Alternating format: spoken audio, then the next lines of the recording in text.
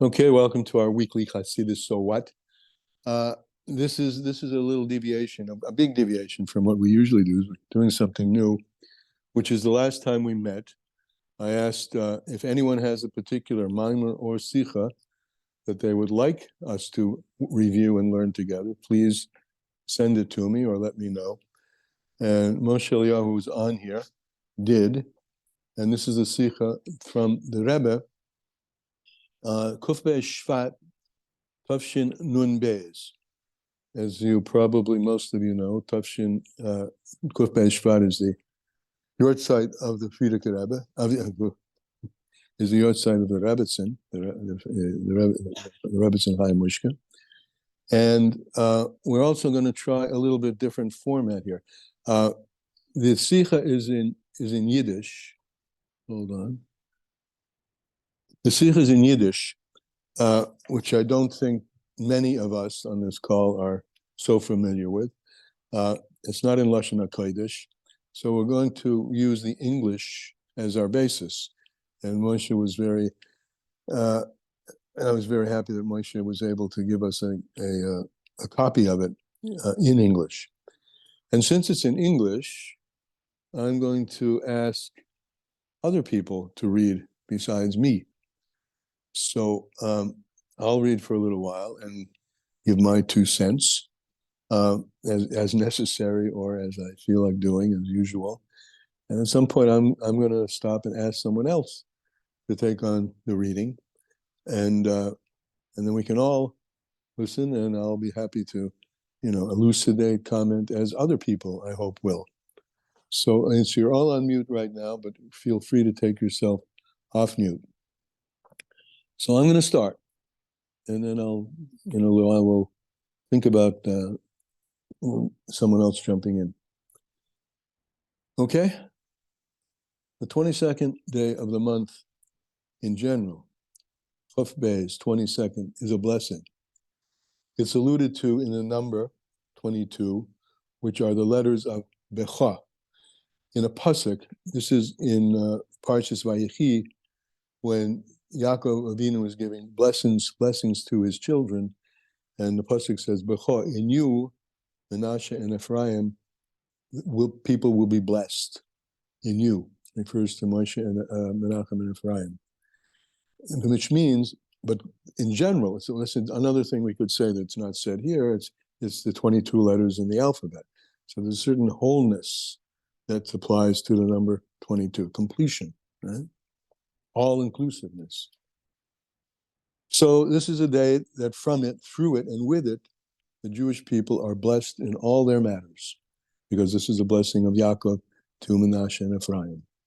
Furthermore, the day of Becha itself is blessed.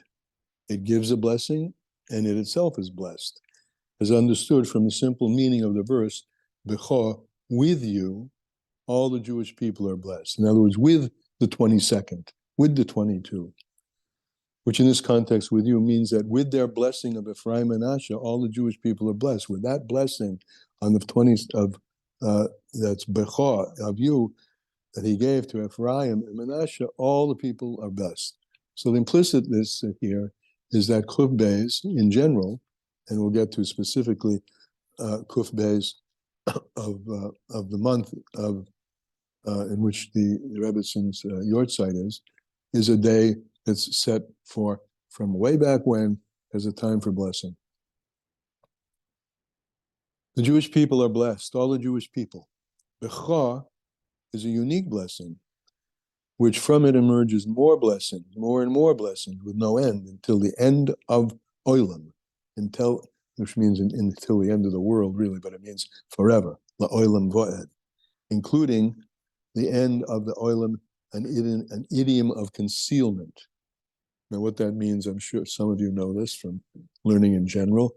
The word for world, Olam, is the same Hebrew letters, Ayin Lamed Mem, as concealment. So this blessing, this open blessing, is a blessing for openness, a blessing for the end of concealment, which of course is the blessing for the revelation of Mashiach, the end of concealment.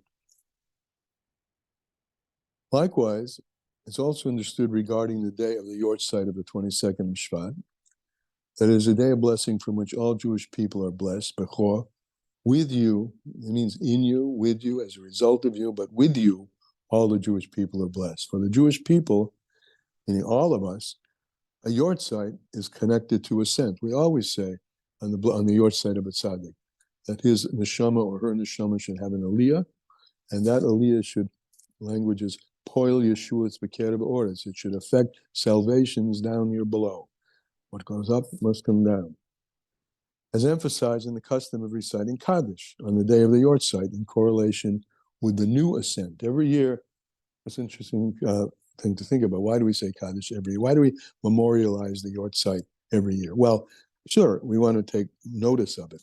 But there's a deeper reason the Rebbe is bringing out here, because each and every year that goes, the soul goes to another level of aliyah, aliyah after aliyah after aliyah, which means every year there's a corresponding greatness and increased greatness of the descent, meaning the effect of, that we learned this in other places, that the Zohar says, Tzaddik a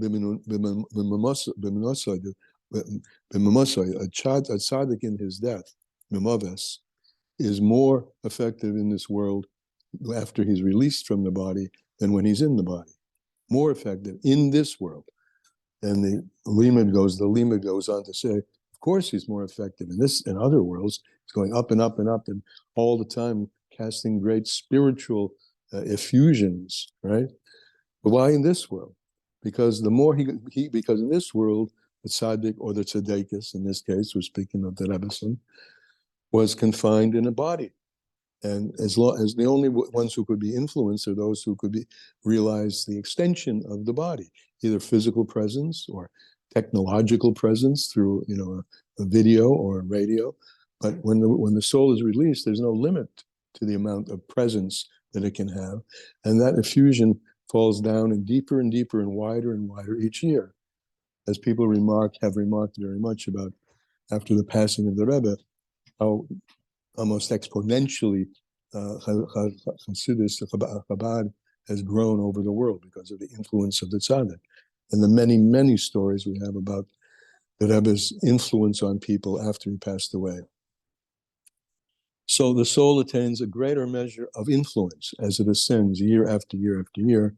And my main point here was that's the underlying main reason why we celebrate a Yortzeit every year. It isn't just to remember, but to remark and pay attention to the greater effusion that's going on year after year after year. Although the Yortzeit is a day in which the soul left the body, which the body is a concealment of the revelation of the Jewish soul, just by definition, right? And the soul is encased within the body. Literally, it's a part, but at the same time, the soul is a chelek elokah mimal. It's a part of God above.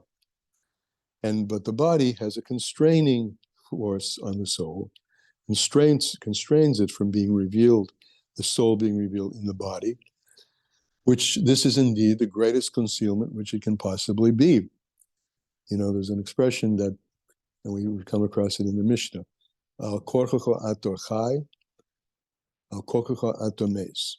The soul, the first part, is forced to live, meaning it's forced to come into the body, because the soul is unlimited, not constrained by physicality up above.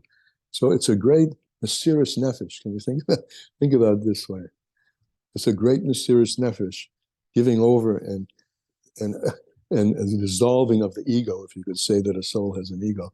But it's a great dissolving of its wish to stay up above. It wants to stay up above. And because it knows it's going to go into a really narrow place called the body down here below. That's the greatest concealment which can possibly be. Nevertheless, the Sikha goes on, intention in this is, as regarding every descent, yurida tzorech aliyah. You must maybe have probably heard that expression. The purpose of the descent is for the sake of a subsequent and even higher elevation. So this descent every year, the intention of this is regarding every descent that it should bring a greater ascent. And every year on the Yortzeit, it attains a yet higher ascent immeasurably higher than the ascents before it. An ascent before the soul as well is both for the soul as well as for those who are souls and bodies in this physical world, which have a connection with the soul. And that's very important. To the extent that this soul, here we're speaking about the soul of the Rebbetzin, Hayamushka, whose ascent occurs on the date of this Sikha, 22 Shvat, that's occurring. And it's occurring regardless of whether or not we were connected with that tzaddik or not.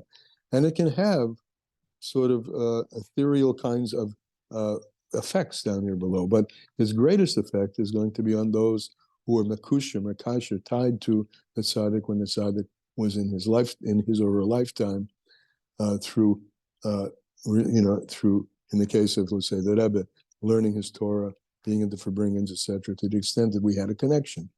So the greater the connection with the soul, when the soul was down here in the body, the greater the sense of connection after the soul is released. But in general, connected or not, this soul is effusing and exploding and bringing down energies down here below, which are available to every person.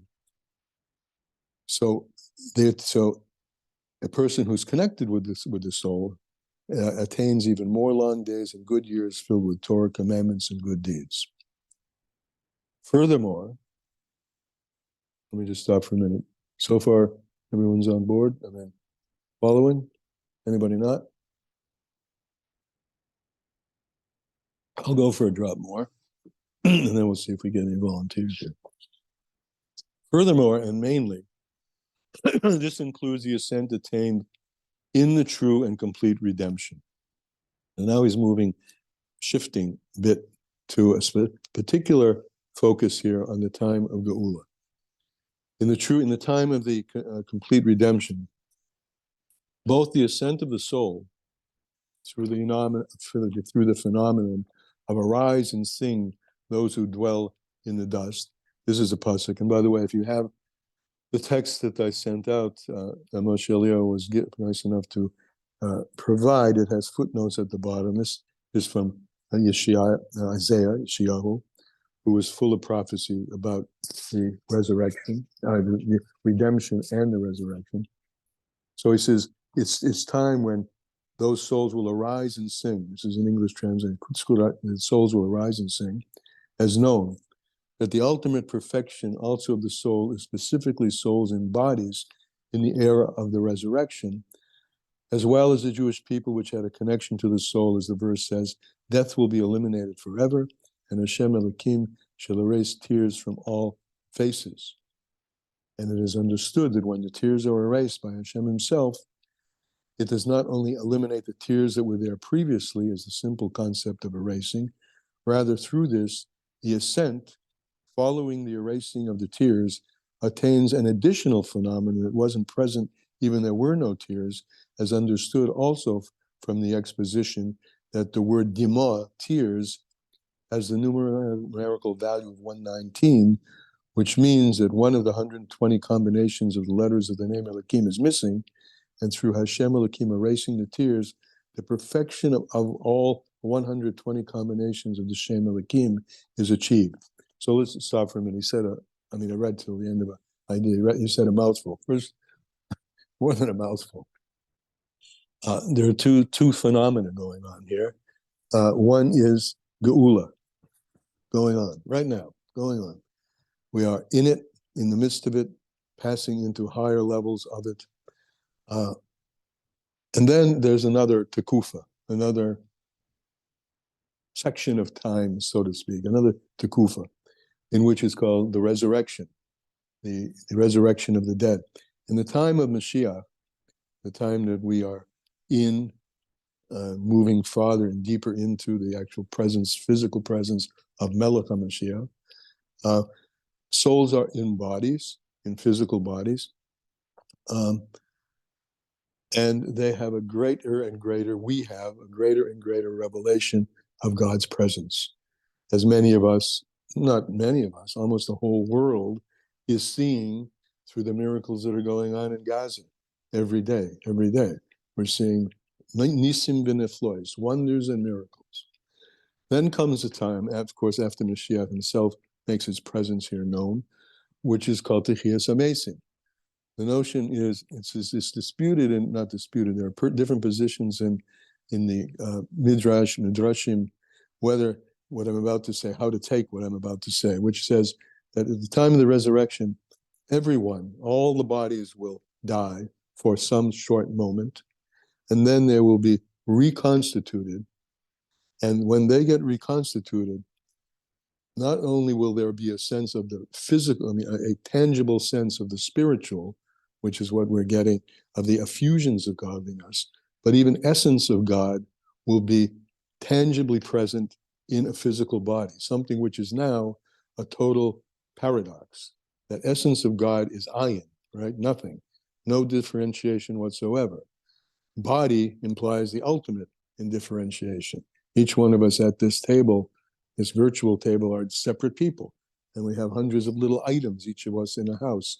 But each of us will experience the dissolving of this paradox at the time of resurrection, and we will have and live with a sense of the ayin, the allness within our particularness. Now, to describe what that feels like, I can't, and I don't know really that anybody really can, because we haven't got there yet. Shana, you have a hand up. Yeah, I have a question. So, in imagining this soul without a body being this diffused light, how can it actually have any effect on the physical world if here light is contained inside of Well, flesh? that's Or exactly why it can, because it can get into the cracks. It can get in everywhere. It's itself is not constrained. So let oh, me take, mm, like light coming through a crack in a window, right? The window is well, a little bit better yet, a light coming through a crack in the door, because the door is a concealing thing, right? But you know, and we all know that this door isn't really solid, is it? It's made up of, if you go to the atomic level, it's mainly space between neutrons and electrons. So I'm coming back with Leonard Cohen's famous line, there's a crack in mhm, everything. There's a crack in everything. And that answers your question. There's a crack in everything. That's how the light gets through. mm. So All right? this it's like the metaphysical into the physical kind of there's cracks to Right. imagine somehow. Okay. Now, sure, we have that now, right? We to the sense that each one of us in our own way have a sense of the spirit, the spiritual, the ethereal, the artful, the sense of song that we have. So the taste that we have of something beyond reason, right? That's the lowest level of what gets close to this. All of us have an experience and a sense of there are things going on that we know are not subject to reason. If I ask you, why is this beautiful? Why do you find this beautiful? Well, I couldn't explain that to myself about why I find this particular thing beautiful, because there's a hush, they say, it's a Hebrew word. There's a hush we have of being able to sense the intangible. And this just gets bigger and bigger and bigger until it moves not only through the spiritual, but through the godly. And we get a bigger and bigger sense of that as the cracks get wider and wider. Mm-hmm. Beautiful, brilliant, very bright. Okay. Thank you. Thank you. I mean, it's not me. It's just, I'm just saying stuff that other people have said. Okay. So that's okay. So I just wanted to clarify those two stages of Yemoisa Mashiach and Techiyas Amesim, those two things. And the way he expresses Techiyas Amesim is that the Shem Elokim, yeah, the full value of Shem Elokim won't be realized as long as there are some tears. There's still a sense of there's more to be. And I'm wanting and thirsting for that more to be, right? And therefore I'm crying and I'm crying out. And the time of the resurrection at 119 will be the full value of Elohim. And as it was, I didn't read this, we just finished that paragraph that was regarding Moshe Rabbeinu. He said, I'm 120 years old today. And when was that? On his death. So when we have to, as I said, there are two ways of taking the physical, that everyone who's in a body will pass away for a second, and the other is that the sense of concealment will die completely. You got the two differences, and they may both happen together, but these are two perspectives on how the resurrection will come about. And then there will be full and complete days and years. Can you say that again? Yeah, the two perspectives. Yeah. One, that everyone will simply physically die for a moment, right? That's easy, right? First comes we die and then we're immediately resurrected. The other is that the concealment will die, that there'll be an end to darkness, and that will happen, and it will be in a flash, and we'll have that sense of being alive in a way that we never were alive before. Okay? Got it. Thank you. Okay? So now we reach the third ois. And I would like, but it doesn't have to be, if someone else would take on the reading, since it's English, anyone can do this, and I can stop people along the way, or we can stop with questions as we're going. So do we have anyone who would be interested in taking on the reading for a little while at voice number 3?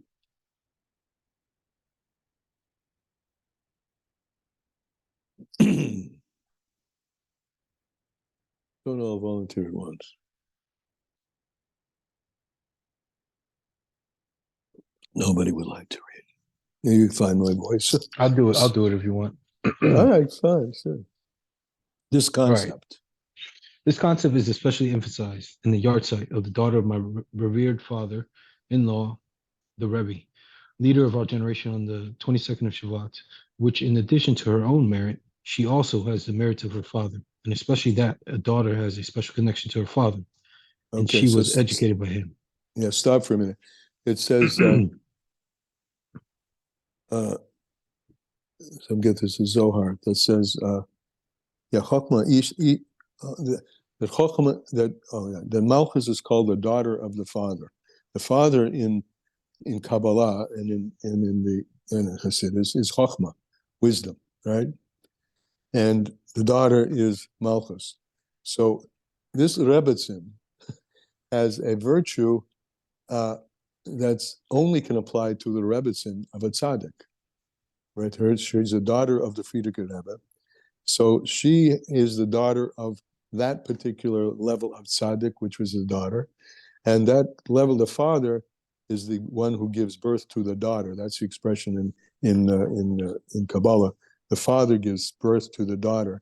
So she has an infusion of the chokhmah, the wisdom of the Frierdiker Rebbe, which I think most of you know, that whenever the Rebbe, Menachem Mendel, referred to the Frierdiker Rebbe, he always called him the Rebbe der Schwer, the Rebbe, my father-in-law.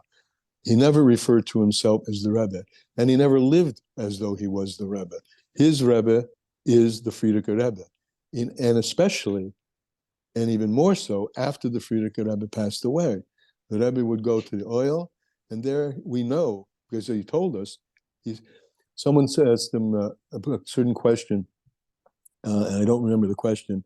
This is long after the Frierdiker Rebbe passed away. The Rebbe goes to the oil many, many times, and someone asked him the question, and the Rebbe's response to him, I can't tell you because I didn't hear it from my father-in-law when I went to the oil. Meaning he has conversations with his father-in-law at the oil. So this is a living example we had when the Rebbe, and we saw this, and the Rebbe told us about this when he was here, that he went to the grave and he had conversations with the Frierdiker Rebbe, and there's a living example of the hashpah, the flow of the Frierdiker Rebbe coming down to someone down here below, and how much more so when it's part of your genes, which this Rebbetzin was the daughter of the Frierdiker Rebbe, and the father gives birth to the daughter. The Frierdiker Rebbe's whole wisdom was enveloped. I mean, this is an example of a phenomenon which is known Kabbalistically and brought a lot in Chassidus, that a daughter particularly inherits from the father. And the father in Kabbalah and Chassidus is Chokmah. So she inherits his wisdom, as I said, especially that a daughter has a special connection to the father. So keep going.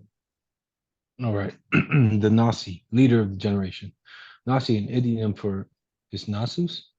It's Nasus, which means elevation. We call the Rebbe the Nasi of the Yeah. generation, the head.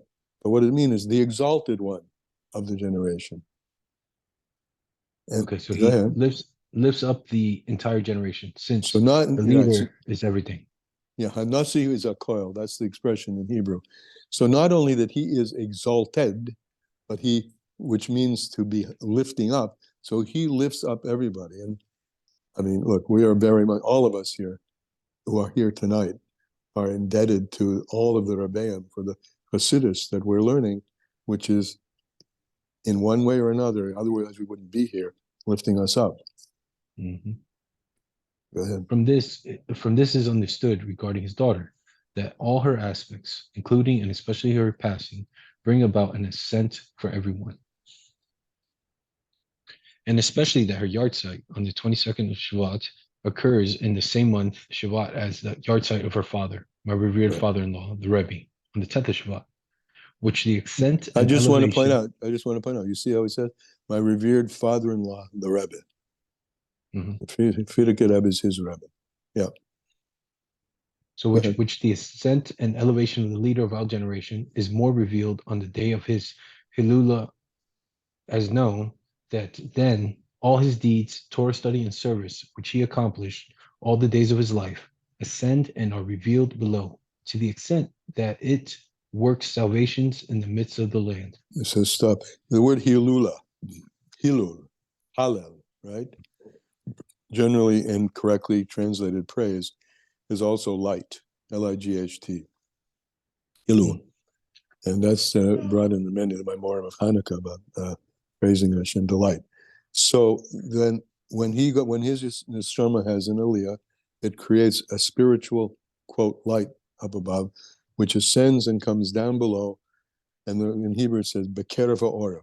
It says, Poil Yeshua's Bekerev ha'ora. It affects salvations in the midst of the land on the yort side. So that's back to a topic he said at the beginning, a yort side in general, and particularly the yort side of the Rebbetzin, whose Kaf Beis 22 implies that is connected with that pasuk about that all the Jewish generations will bless in you, Ephraim and Manasseh. And go ahead. Including the ultimate ascent and elevation of the souls above and all the Jewish people in this physical world, in the true and complete redemption, as mentioned above. So that's Especially, our elevation, right? Our elevation, way before Techiyas HaMesim now, is the elevation of the human race to a sense of awareness and service of Hashem. now, does that occur on yearly? Like when we celebrate We're, these yard sites, like does it eh, still eh, affect us? Like the yeah, Rebbe's?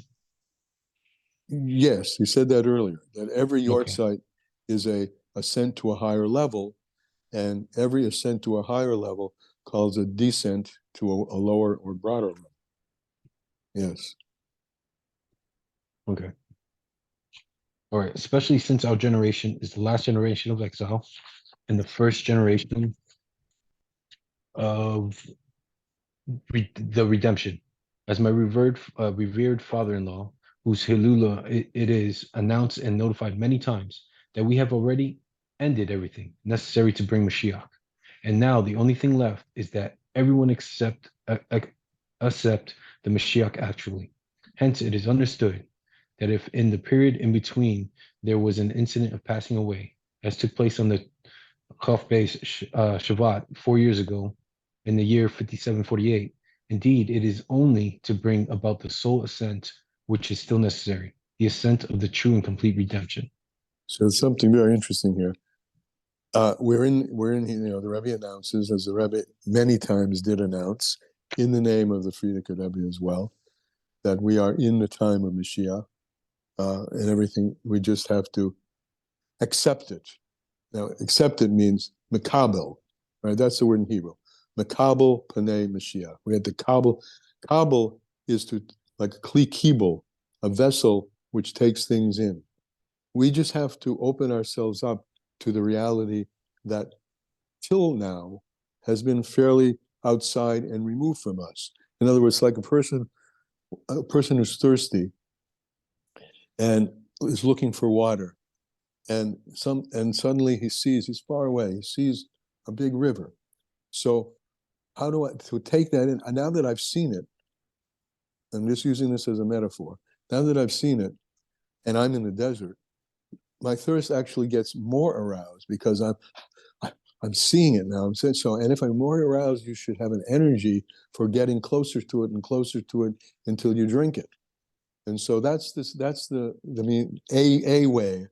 There are many ways of understanding this idea that in this period, all we have to do is, the Rebbe used another language, which did he use this here or not? Open up your eyes. In other words, you have a sense of it. We have a sense. And as I said, it's just amazing the time we're living in right now. In other words, on the one's hand, and these are both factors of redemption, a firm determination on the part of the IDF and the government at the moment to utterly destroy darkness, right? And a firm and beautiful acceptance of the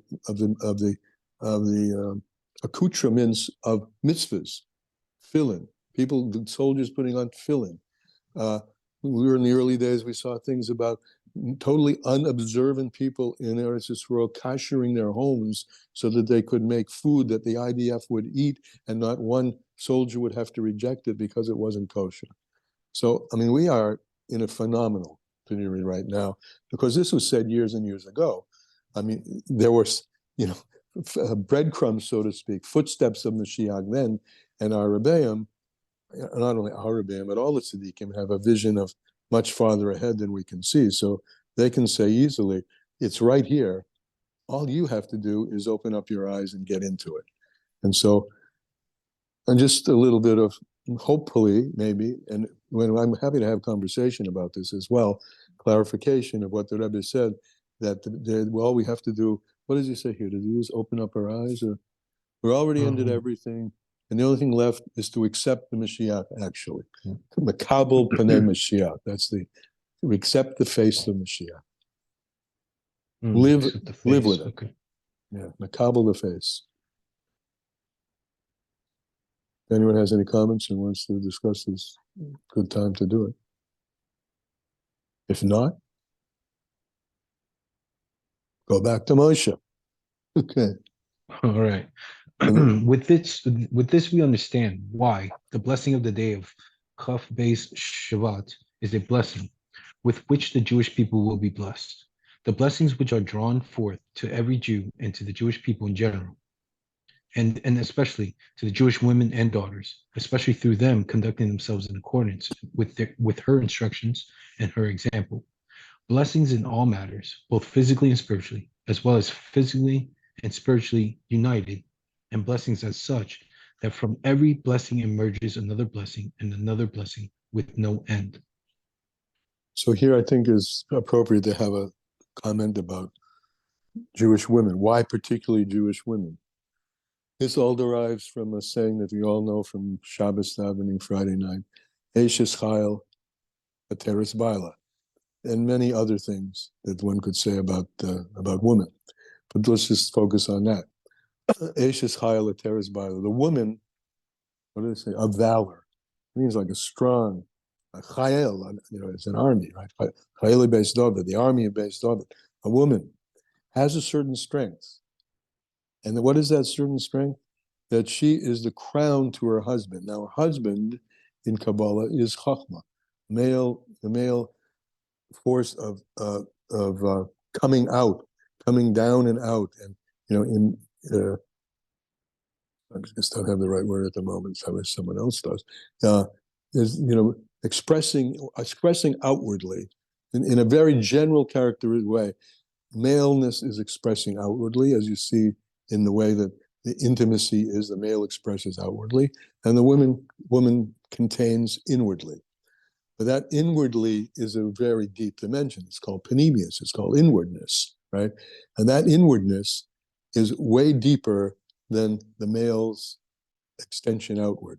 So Eishes Chayla Teres Baila translates in Hasidic talk, or Kabbalistic Hasidic talk, is the idea that the union of womanhood ascends way beyond the beginning of malehood, which is Chokmah, into Keser.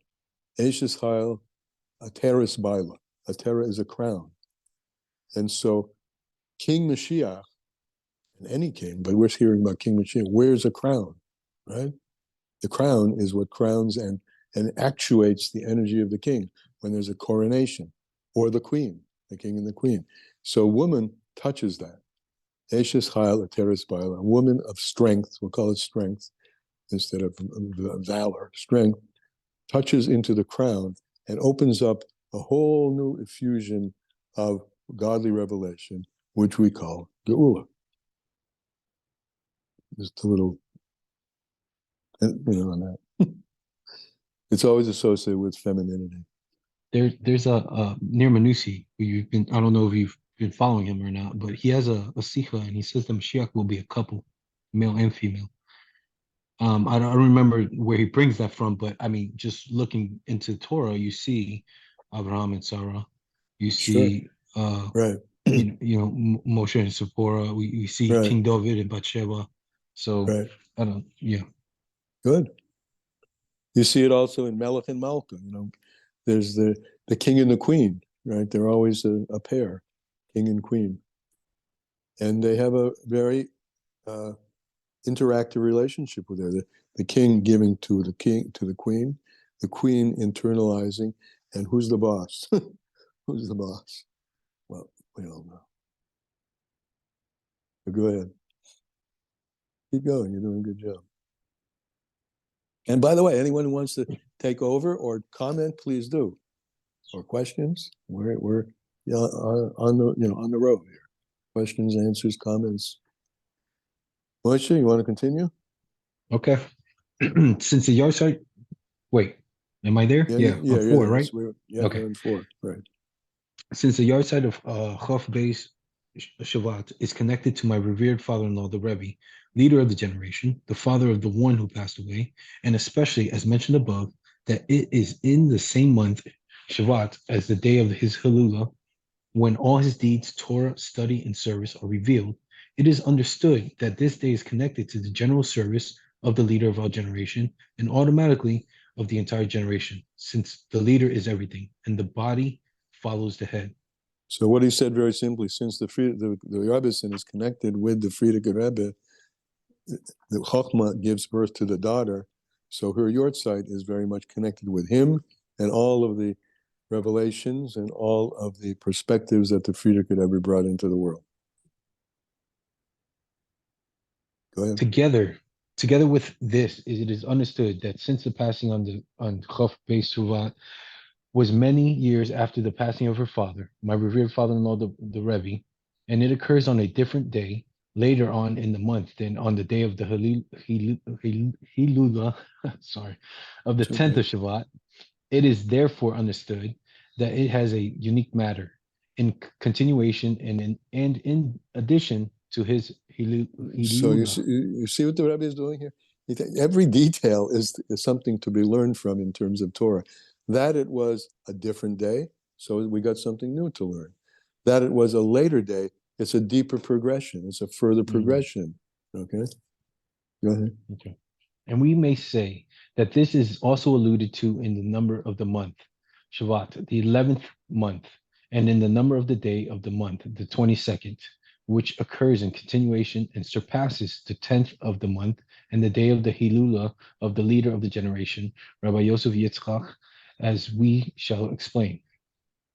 And from this, keep on? No, go ahead. Okay. I was going to say this, something. I was going to say something, but okay. He says he's going to explain. So let him explain. Nobody better than the Rebbe to explain, right? Exactly.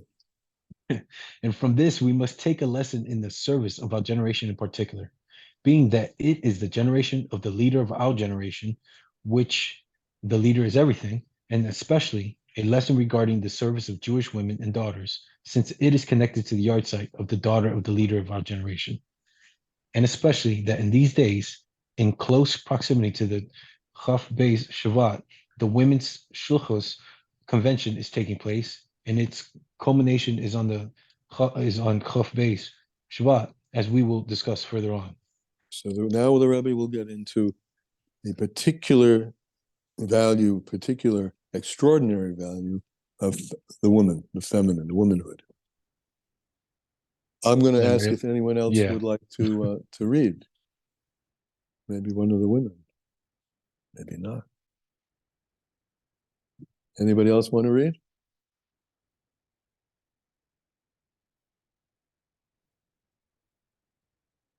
All right, then I'll take it back. I'll read. We'll understand this based on the recent talks. He's referring to pamphlets that were sent out from the talks of Parshas Yisroi, the 20th of Shvat.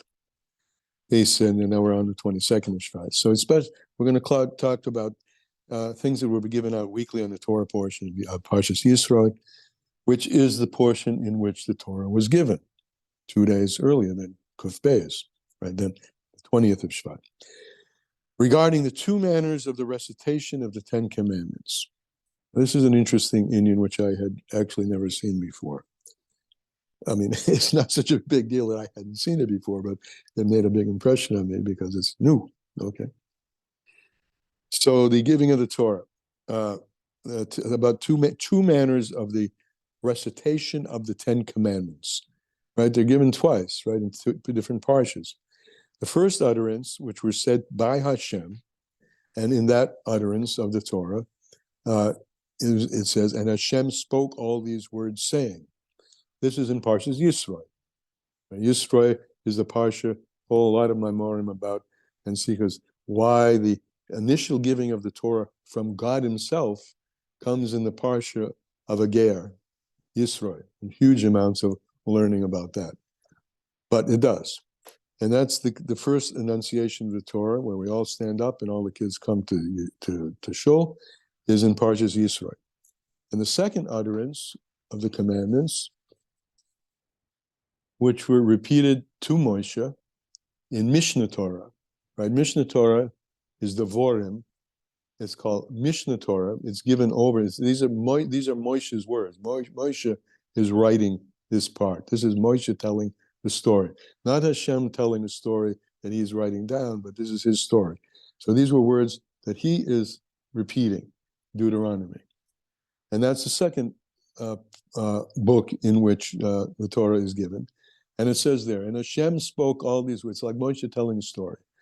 And there's a story. Hashem spoke all these words, saying, at the giving of the Torah, Hashem gave the Jewish people the power to make a dwelling for Hashem in the lowest realms. So He gave over an ability to us to make His revelation known here below.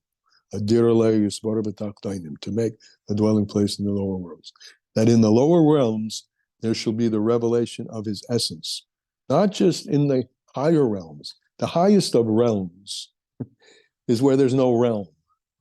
It's beyond realms, right? Realms are different countries, different jurisdictions, right? There's a place beyond realm, beyond any jurisdiction, beyond any division, and that's called Atzmus, essence of Hashem. And back to this sort of vibes a little bit with the resurrection. Because in the resurrection, that essence, which is indivisible, singular, only one, will be available in all the myriad details, right? So there is this, so this idea, the Torah, the first is Hashem speaking, and in that Hashem says, Anoichi Hashem Elokecha, I've invested my very self in this Torah. And with this Torah Moshe is also called, it's Torah, the Moshe is bringing it down and down and down, so that in the words we just read, the essence of Hashem, the Atzmas, the singularity, will be invested in the lowest realms. There will be a revelation of essence, of singularity in multiplicity. Again, contradiction, paradox, brought together. Blessed be He in His full essence. This necessitates two aspects for this to happen, this paradox to exist. that it's not paradoxical anymore for essence and multiplicity to exist together. So this necessitates two aspects. One, the revelation of his blessed essence, and two, that this should be drawn into the lower realms, and more specifically, a dwelling for him, blessed be he. However, so to say, not Hashem himself, right? It's a blessing for, it's a place for him, a dwelling for him. It's not God himself, it's a place in which he dwells. And two, the revelation of the essence of Hashem and Hashem. So the essence, which is beyond place, will be revealed in place. And therefore, the Ten Commandments have both virtues. The first utterance of the commandments, which was said by Hashem, gives the power to accomplish the drawing forth of his blessed essence. Draws the essence forth. And the second utterance, which were repeated by Moshe, gives the power to draw this emanation of God's essence into the lowest realms in an internalized fashion, which means, as he says parenthetically, not through nullifying their existence due to an extraordinary revelation from above. Now this we can bring to bear the mashal of the sun that's brought in the Tanya. Let's tell the sun, the origin of all light and life force in this world on the physical plane, right? That's what it is. We couldn't exist without the sun. The sun, as we know, I don't have to go into details of what the value of the sun in terms of allowing life to exist on this planet, right? But if that source of light were to come down here below, what would happen? Someone tell me what would happen. Take yourself off mute. If the sun existed on planet Earth. Come on, guys. We'd burn up. We'd burn up. Thank you very much, right? So this two Torahs are, Hashem, as I said, resolves this, obviates, blasts away this whole notion. Essence of God, the sun itself is going to be down here in the lowest of realms, and we won't burn up. That's the ultimate state. That's the state. Ultimately, it's a state of Tchias HaMesim, but it's a state, Bias HaMashiach is a moving toward Tchias HaMesim. When essence is revealed, when the totally undefined is revealed in the totally defined. So that's the two factors of the Torah given by Hashem and the Torah given through Moshe Rabbeinu. Where are we? Yeah. So the first one is a revelation of essence, and the second is containing that essence down here below, down here in this world. Moreover, the first utterance of that commandment had a similar phenomenon to these two concepts. The concepts which he alluded to before, which he said before, the revelation of 11, right? This unique one, the unique one of the 10 commandments, which is referred to as Echad. Now this gets a little dense. Okay, first of all, 11. 11, he's not going to talk about it this way here, but it will help us, I think. 11, 10, we live in a decimal system, right? Now there are other numerical systems besides the decimal. There's binary, which runs computers, right? But we live in a base 10 world, right? Our dollar is a multiple of 10. A dime is a multiple of pennies. I don't have to go into this, right? So 11 signifies that beyond the norm. So 11, the unique one, right? Now, which is referred to as Echad. So there's 10, and then there's 11, which is in a realm by itself, and is referred to as Echad, the one, the source. I'm back reading again. The source for all the commandments. And namely, what's the source of all the commandments? The source of the commandments is Anoichi. So we have a commandment, the very first commandment. He's now breaking it into two. Anoichi is an expression of the essence of God. Hashem Elokeinu are names of God, which are manifestation, lower manifestation. They're names. If you can name something, you can identify. This is called a cup, right? Essence is beyond that. So Anoichi is essence. So this first commandment really has two facets to it. This is how we get to 11. It has two facets to it. It has an essence facet, and it has the beginning of multiplicity facet. Hashem, Anoichi, Hashem Elokecha, names, multiplicity. So there's the Anoichi, I am Hashem your God, the level of you are one. However, not in the tally of 10, meaning you are one, not in a way that's numberable. You are one in the sense of singular, not in the way of being numberable at all. Aliza, your hand is up. So, Aliza? yes.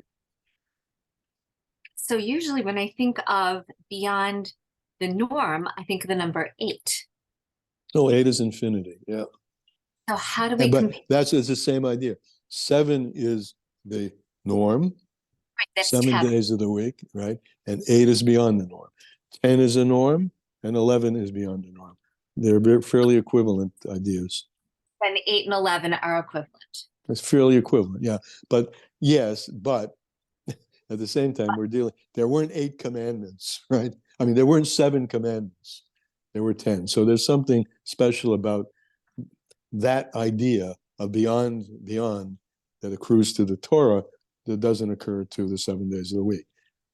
So is Right? that It's the same parallel ideas, but different levels. Parallel, okay?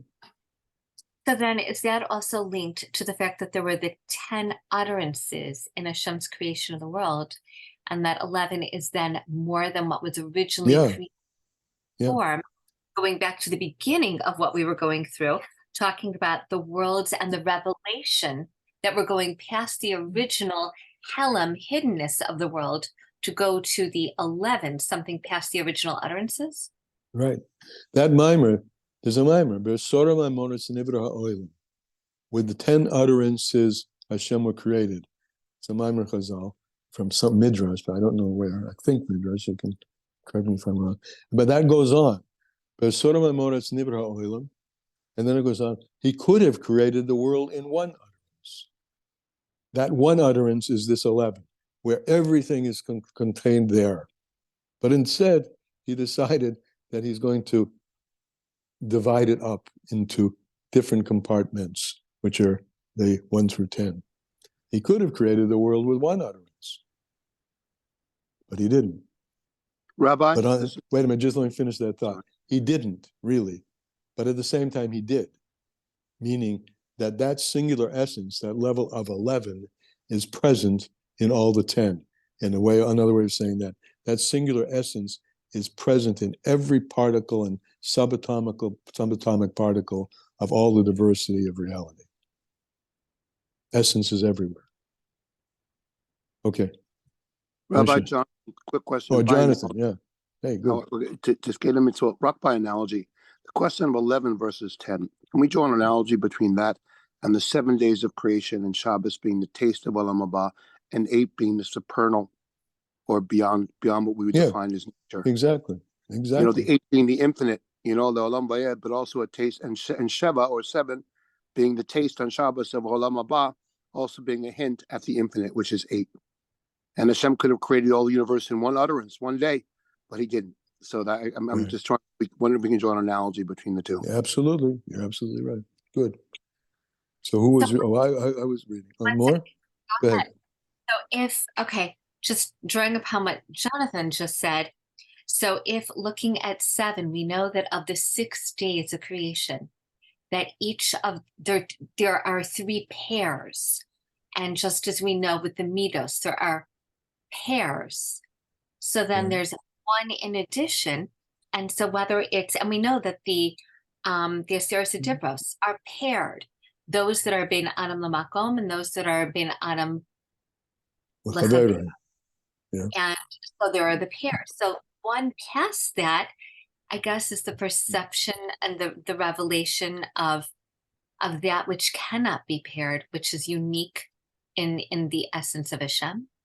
Which is present in all the pairs, right. in all the individual, right. Beyond numeration.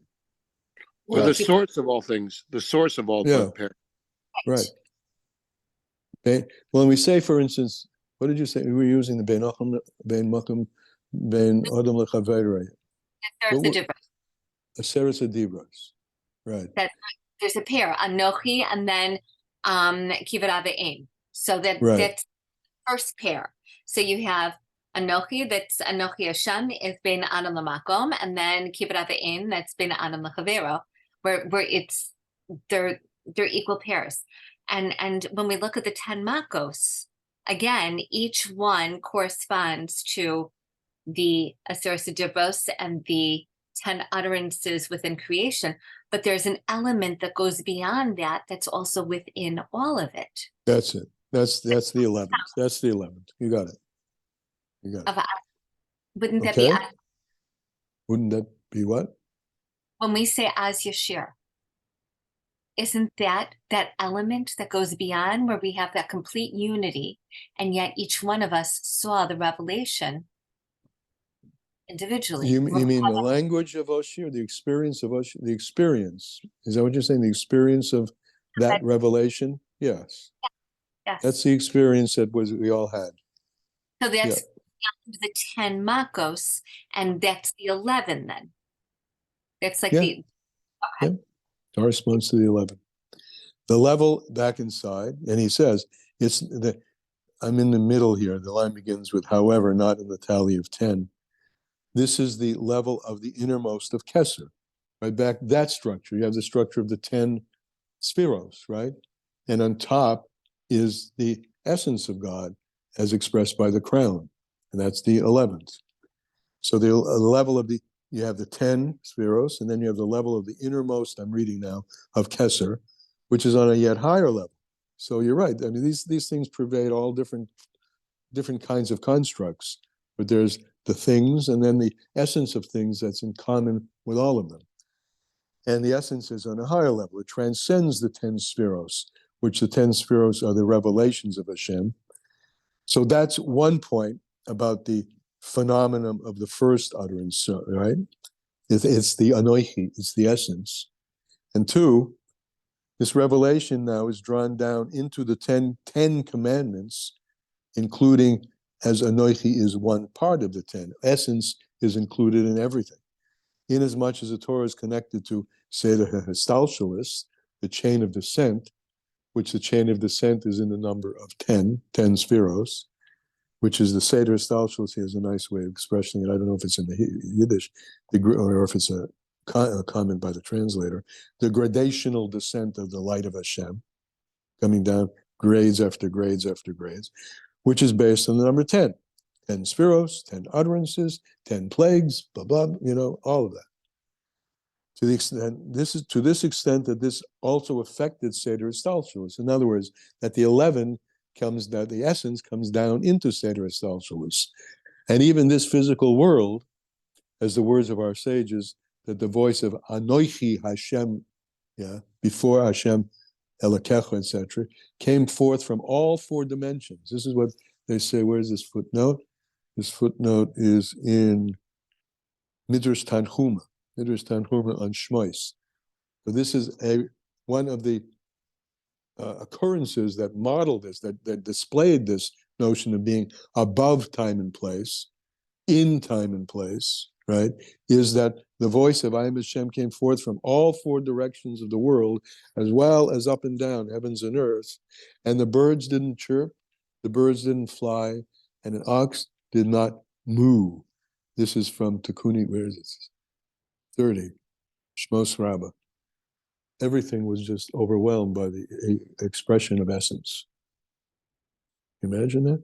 I remember when we received the Torah, with the God's Torah, the one that God spoke, the one in Shmos, the one in Parshas Yisro, our souls flew out of our body. Well, fellows and ladies and gentlemen, we have to stop. And we will continue with this. I told you, I made a promise to a few people. It would not be more than an hour because people have other things to do. And I had a promise to myself also, because we could go on all night. But we will make a note. We will start this, remind ourselves next week that we're talking about 11 and 10. I'm going to make a mark on the page here where we are. And I will, before we wrap up and end this meeting, class. I mean, we should, any hanging questions or comments, any loose ends that anybody wants to express, so that we come away from here with something that we can use tomorrow, right? Chassidus ubechein, Chassidus, so what? So now the floor is open. First comments, questions, and then we have to think about what did we learn tonight that will be applicable to us, and we'll use it tomorrow. Can I first just say, I don't know, I just opened up the chat for the first time. Shayna corrected me, and I'm so grateful that Kibbut Avim is on the same side as Anochi Hashem. Obviously, there's a. Thank you, Shayna. Right. There's always a question why it's on the same side, since the first four are like predominantly between us and Hashem, not between each other. Yeah. Because Hashem partnered with the creation with our family, with our parents, mother and father. Yeah. So the way to respect Hashem is also the way through the respect of our parents, right. Our creators. Sorry, just no good. What are you sorry for? That's a good comment, and that's a good. I think that's an explanation for why it's over there. I don't remember. There are other explanations, but in any case, okay. Let's. Apparently everything's cool in terms of understanding. So let's have a bechein. What are we going to take away from this? Anybody? What are we going to take? A nice group of people here. What are we going to take? The daughter, tomorrow? it's her birthright. The daughter, it's her birthright. Like the Maybelline commercial. Maybe she's born with it. I don't know the Maybelline commercial. Can you elaborate enough to tell me that it's right? Oh yeah, they're like saying maybe it's Maybelline or maybe she's born with it. It's like their catchphrase. Basically, like, oh, I get it. Maybe it's her makeup, or maybe she's born with it. Is that what you mean? So I'm saying the Rebbitzin is born with it. Born with it. We're born with it. Malchus. And we are born with it, right? Male and female. We are born from Malchus, which is female. Every one of us males also were born from a woman, right? And therefore, we carry that, all of us, that ability. And that's a good takeaway. That ability to rise above the purely rational and experience the super rational in all of its beautiful and most holy forms. And let's try to implement that in some respect right after we end the meeting. Okay? Till we meet again, Emir Hashem, next Monday. Thank you. You're welcome. I'm having a hard time. There we go. A hard time. There we go.